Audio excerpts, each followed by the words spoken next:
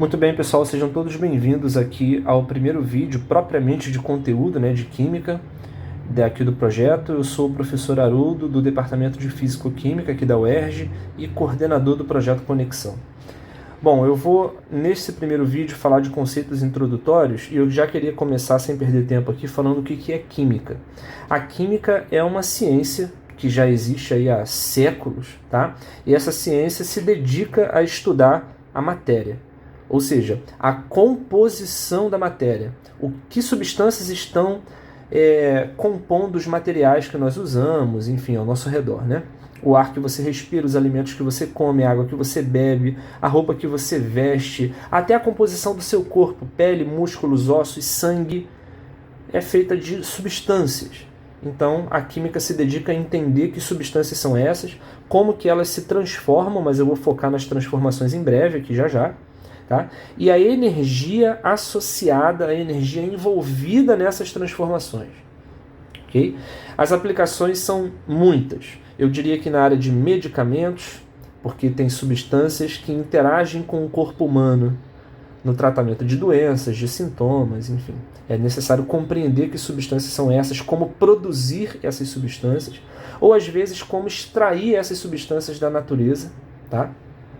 Na área de alimentos, uma vez que existem uma série de alimentos que contêm substâncias importantes para o nosso corpo, tá?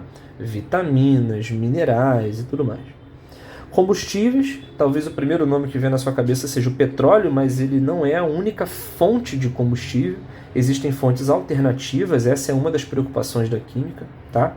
A área de poluentes, então a área de química ambiental, que visa aí ou remover os poluentes do ar, da água e do solo, ou então em estudar processos alternativos que emitam menos poluentes.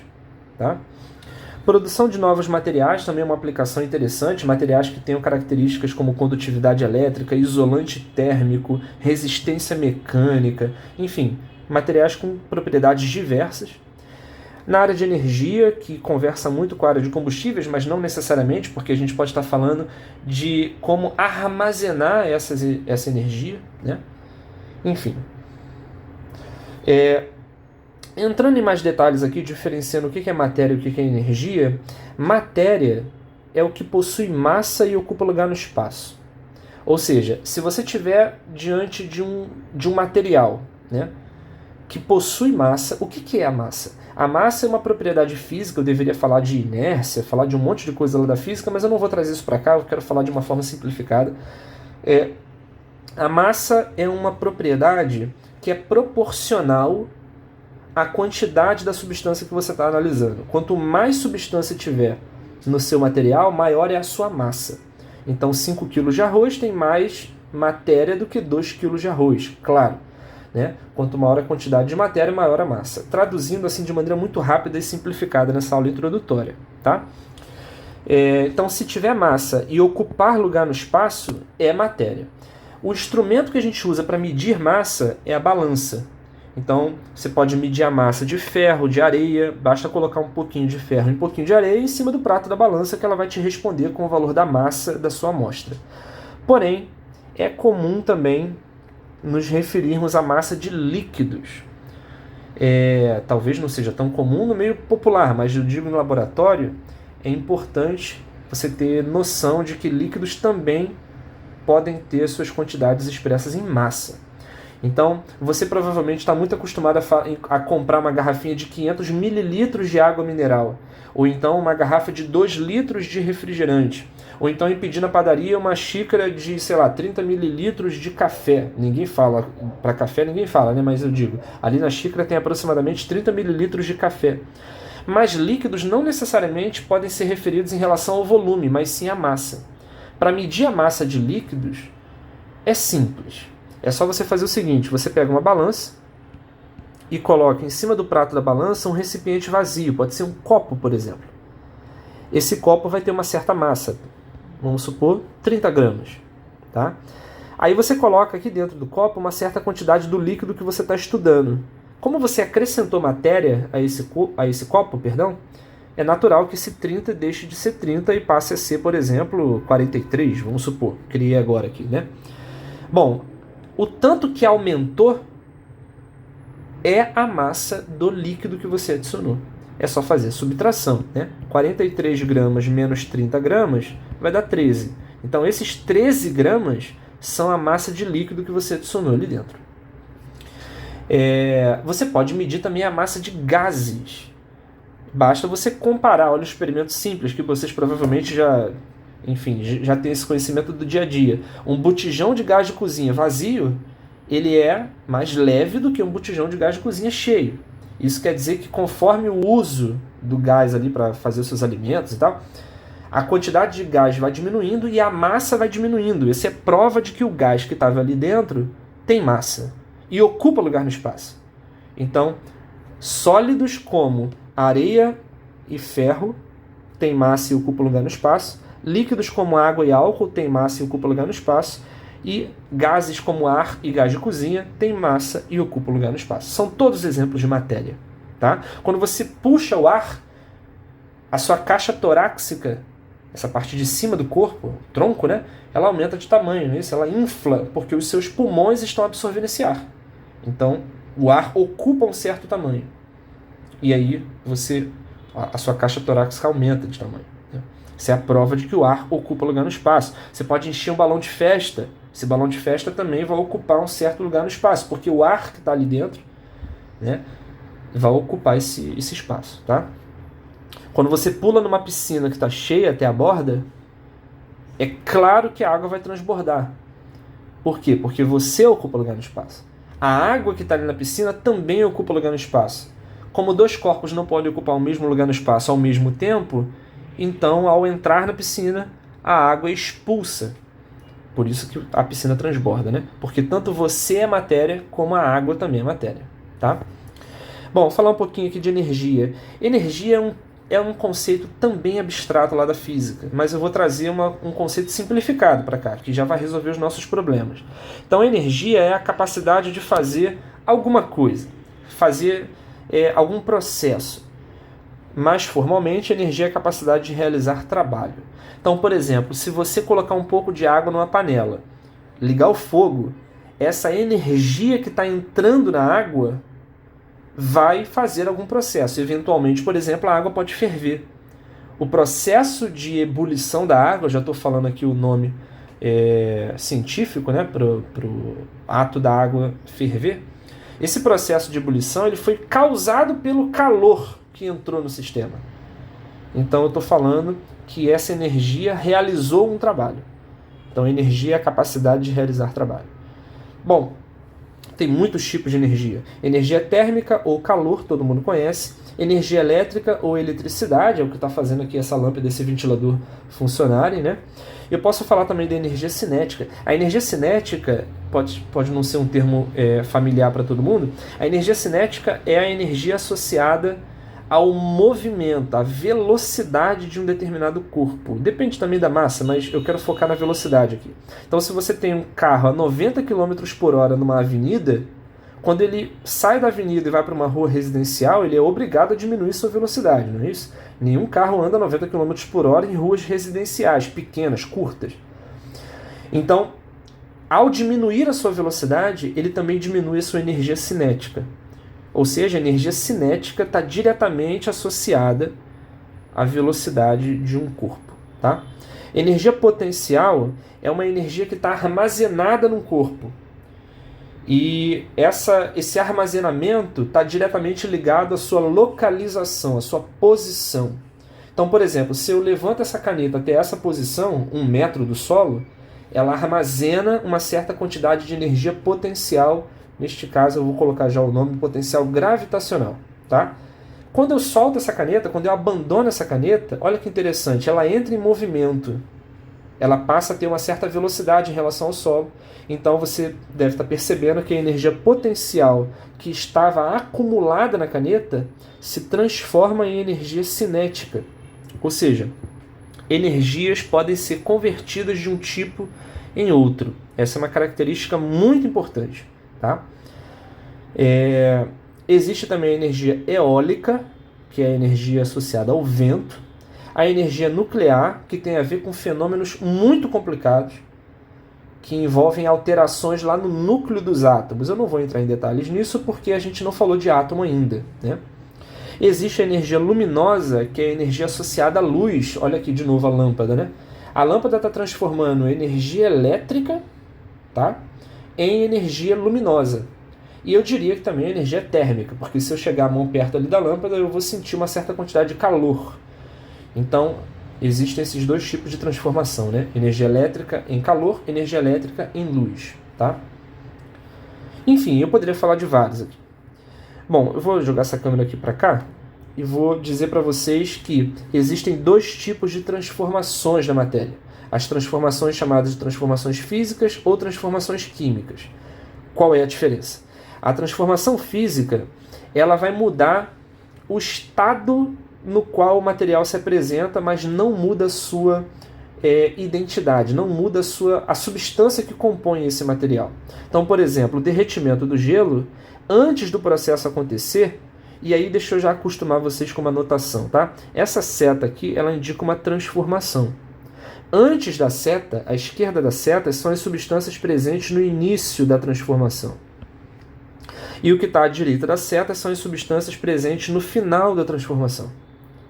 Ou seja, gelo no início é água sólida.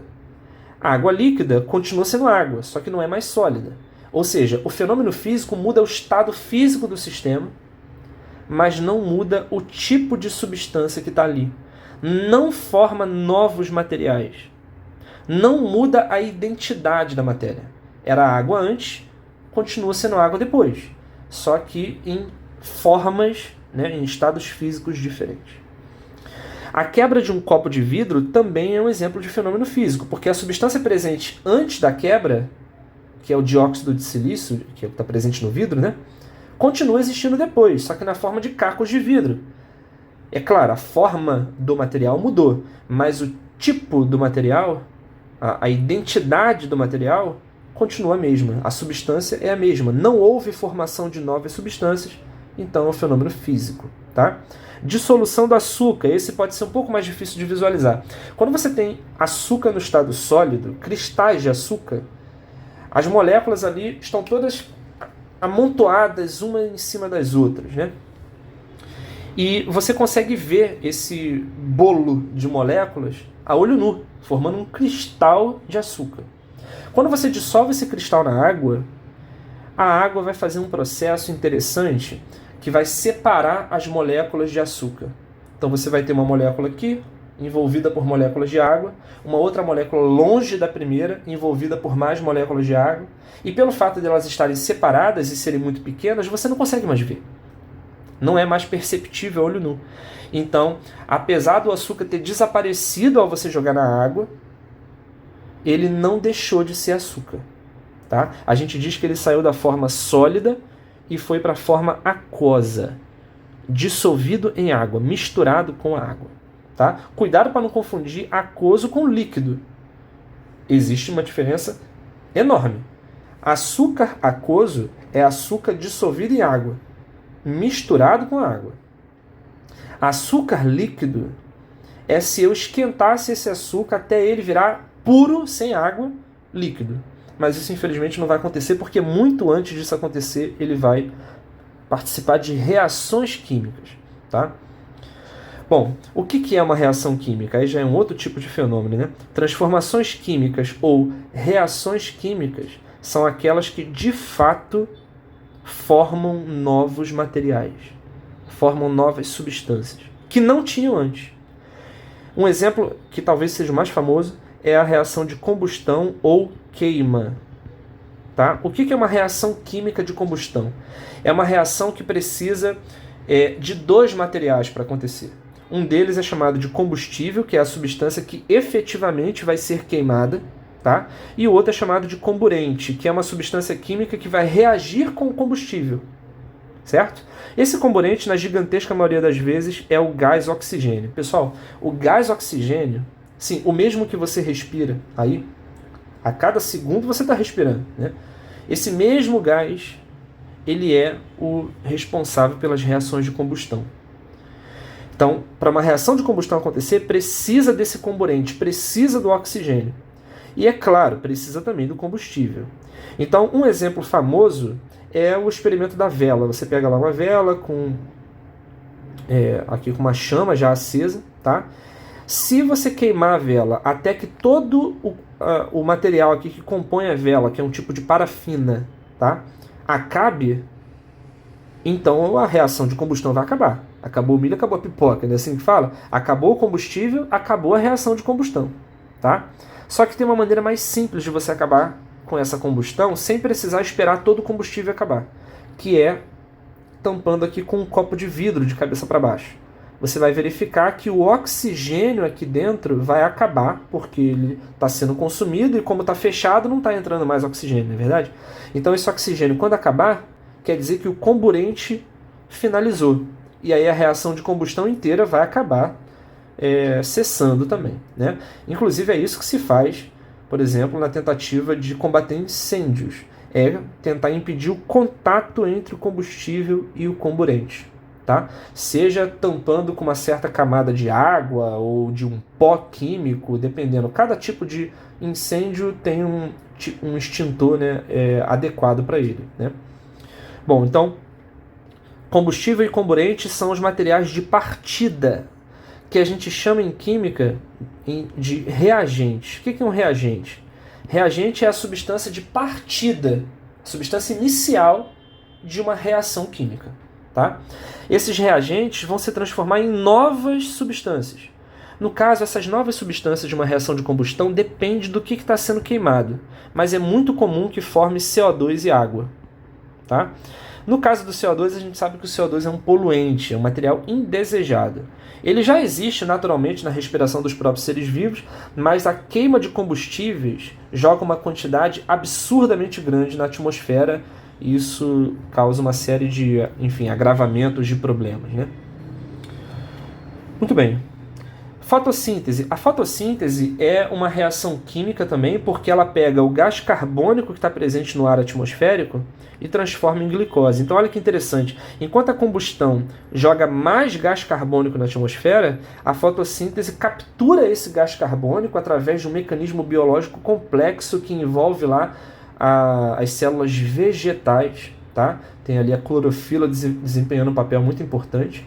Então o gás carbônico é capturado pelas células vegetais e ele é transformado em glicose e oxigênio. A glicose é a substância de maior interesse aqui, né? Muito bem. Explosão. A explosão é uma reação química que frequentemente é confundida com combustão, com a queima. Eu não sei se talvez em algumas situações, por exemplo, um carro quando está queimando, quando está pegando fogo, às vezes acontece uma explosão, né? Mas entenda, são duas coisas diferentes. A reação de combustão, eu já falei o que é. A reação de explosão é uma reação na qual uma substância de partida, né, um reagente chamado explosivo, um tipo de explosivo qualquer, participa de uma reação que vai transformá-lo em gases em altíssima pressão e numa transformação repentina. Esse gás, então, vai sair varrendo tudo que vê pela frente, destruindo construções, levando também objetos, né? Até o corpo humano, se estiver perto ali, pode inclusive morrer por decorrência de uma explosão, tá? Então, uma explosão não necessariamente vai ter chama. Não confunda explosão com combustão. Às vezes as duas podem acontecer ao mesmo tempo, mas é uma coincidência, tá? Se você jogar álcool, não faça isso. Nem o experimento da vela faça sozinho, nem o experimento que eu vou citar agora. Nenhum dos experimentos aqui você deve tentar sozinho, que eu estou citando aqui nessa aula, né? Então, se você jogar... Se alguém pegar um pouco de álcool líquido, né? Colocar, sei lá, no carvão de churrasqueira e queimar, ali não vai acontecer uma explosão. Você vai ter os materiais sendo queimados, vai ter uma chama, mas não vai acontecer uma explosão. Uma explosão precisa de um explosivo para acontecer, uma substância que vai se decompor em gás a alta pressão, tá certo? Esses experimentos são perigosos, eles não podem ser feitos sem supervisão de um profissional, tá? Muito cuidado com isso. Espero que vocês tenham compreendido essa primeira aula, a gente fica por aqui e até o próximo vídeo.